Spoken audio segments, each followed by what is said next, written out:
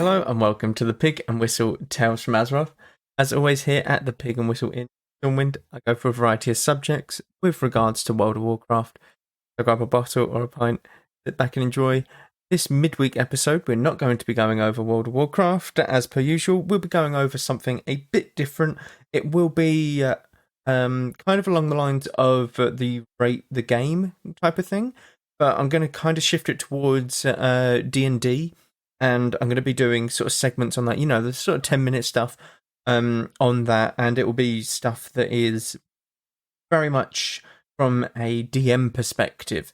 So it's very much like building a town, what you need, how to make a quest, how to make a location, what you need, what you do, etc. Many different types of things that need to actually make the world and for your players to play in, essentially.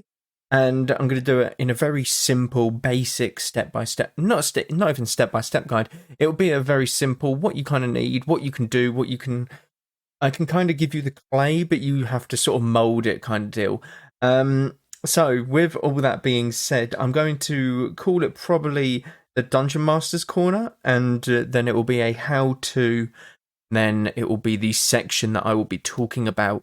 And this week's section that we'll be talking about in the Dungeon Master Corner, or the DM Corner, is how to build a town, essentially. So it's going to start off very simple, and obviously as we go through the weeks, we'll be going over many different things in terms of travel, in terms of, the base rules of the game, in terms of if you want people to roll for a certain thing, perception, stealth, all that kind of thing, what you can maybe apply it to, all of that stuff. But mainly it's going to be about building your own sort of campaign and building and giving DMs, whether new or old. I probably can't give many old DMs that many good ideas, but kind of maybe something that they've overlooked, or something that, they're gone into so much detail that they forget the very simple things, that kind of thing. But it's a very much stepping block into the world of Dungeons and Dragons. We will begin with building a town. So what does a town need? Well, firstly, a town needs a name. So what you can name it is anything that you want. There's usually generators out there for town names, but it is whatever you want it to be. You can kind of give it a purpose, so it's kind of like a seaside port, or a very small town as like a trade route. You can do many different things, or you can do it even as a stronghold, like a very small fortified sort of operating forward base on some sort of deserted island that you can look on and spy on the certain ruins or anything like that. But essentially you need a name for it, and you need a purpose for it. You can give a purpose for it. And then what is in a town? You're looking at many different things. You're looking at shops. You're looking at sort of the religion of the town. You're looking at who actually inhabits the town. If it's more of an elf town, if it's more of a halfling town, if it's more of a gnome, human, that kind of thing. So you can kind of give it a sort of a feel for how this town looks. So if it's an elf town, you're looking at very tall buildings, very lush, gardens, that kind of thing. Maybe a waterfall towards the east side of the town, some lush trees. It might even be in trees, this town. It might be everything that is just in a tree, in multiple trees. Got these long bridges that are connecting big platforms. You can do many different things. If you're a halfling town, you could be walking into a very small, kind of think of it as like a Smurf town almost. It's a very small. If you're walking in there as a human, everything is up to about your waist height. In terms of, even the small things like carts or something. What are they called? Shopping carts? Yeah, I'll go with shopping carts. On the side of the street, houses probably look to be almost, or like 1.5 times the human height for a 2-story building in a halfling town. You can really paint the picture. It's very rustic. There's not many colours to it. It's very brown. You got multiple shades of it, obviously. You got a darker brown for the roof. You sort of got a light brown for the outer walls of these houses. And essentially, you can paint the picture that way. It's very oldie worldy kind of the best way I could put it is industrial revolution London kind of deal, like where all the houses were just brown, nothing too crazy. It wasn't pink, purple, all that. It's very much a brown, like coloured town in terms of the buildings. If you were to look at like a bird's eye point of view, you're not going to see much. Very muddy roads, whereas in the Elven town, you don't even have roads. If they're just bridges connecting, you have lovely wooden like panels that are supported by beams underneath, keeping this platform up. So there's many different things in a town. You got to really paint the picture of it, and knowing the civilians of the town can really help you do that. Now, within any town is a good inn or bar.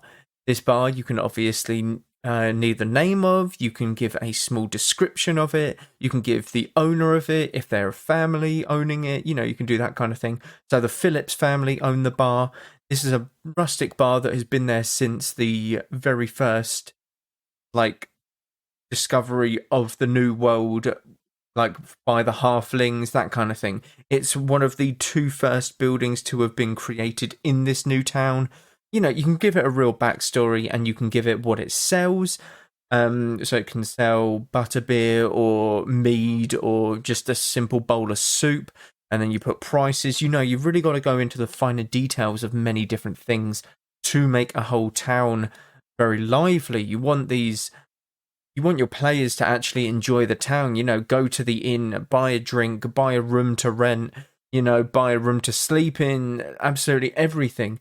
And then you obviously have these shops that can be incorporated. You can have a blacksmith, a tannery, you can have a shipping dock, or what would it be? A harbour master? Yeah, probably harbour master. That is if they're by the sea and the purpose of the town is meant to be a sea town. You can have a market, just an open market with loads of vegetables, loads of food, rations, bedding, rope, a survivalist sort of market, that kind of thing. But all of these need to have NPCs, the names of NPCs, the description of what they may look like potentially as well. You can give a description on what the market looks like, on what the blacksmith looks like. You can give, many different outlooks and different views on this town and the people that are living in it. Are they living in poverty? Are they living in a very well-off town where no one is in the poor at all? The poorest person here is living in a 5-story mansion kind of deal, and everyone looks down on him, but little do they know that he's a werewolf or something. You can have a town secret as well, like they're all werewolves, and they lure people in during the day, but they completely close up at night. That kind of thing. It can be many different things that a town can bring, and it needs to be very lively for your players to interact with it. Give your blacksmith multiple items, and there's an item in a vault in the back of the blacksmith that your players could possibly steal. Go to the tannery, and there's some potential, saddles for your horses that you can utilize that give you increased sort of comfort. It doesn't do anything in terms of the gameplay, but it actually just helps, the RP element of all of this, which is really cool.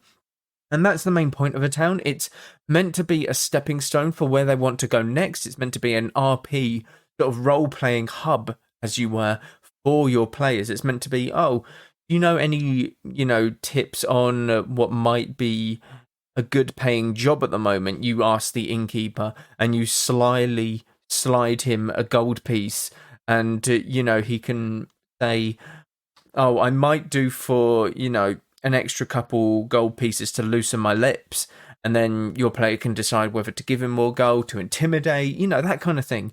It's a real place where you can roleplay the shit out of it, essentially, and that's where your players should have a good understanding of what they can do coming out of this town, or what they can't do. So if they say don't go to the ruins, they're probably going to go to the ruins, and then you throw a massive sort of monster at them that makes them think, okay, maybe we just don't go to the ruins next time. They get other notes saying we can potentially go here, as there's been a potential uprising. There's been ghosts spotted here. There's been orcs over there. There's a dragon over there. And then they can make that decision. They can go north, south, east, or west. There's many different things that they can bring out of the town if they do the right things in the role-playing element. If they're looking to get some information from the barkeep, information from the blacksmith, if they hang around there too long, they might just be the culprit of a werewolf like town. They might just wake up in the middle of the night and suddenly realize that they just hear howling, only howling, and they all have to converge and slowly make their way out of the town. They got to sneak out. They got to burst their way out, guns blazing kind of deal. There's many different things that you can do in a town, but it's all about the finer details. So make sure that you get the armor right in terms of how much it costs. Potions, if there's an alchemist, get the name of the NPCs that are running these businesses. Get a little bit of detail on what the town looks like, who inhabits the town. There's many different elements to it, but essentially it's where you want most of your role-playing to come from and where most of the clues, essentially, to what your players can do originate. But yeah, it's quite fun. I'm going to be looking at doing more of these DM Corner stuff. I would hope to turn this into a weekly thing. I would love for your guys' recommendations on it, or not recommendations, but feedback on it, sorry.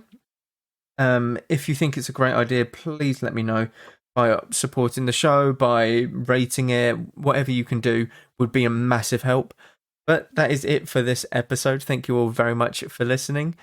Do check out the socials, YouTube, Twitch, all of that, as well as support the show via Buzzsprout. You can check all of the links down below. It would mean a massive amount of favoritism or favorable. I've completely forgot my words. It would mean a massive deal to me if you were to support the show. I would be ever grateful. But thank you all very much for listening, and go a valor friend. Goodbye all.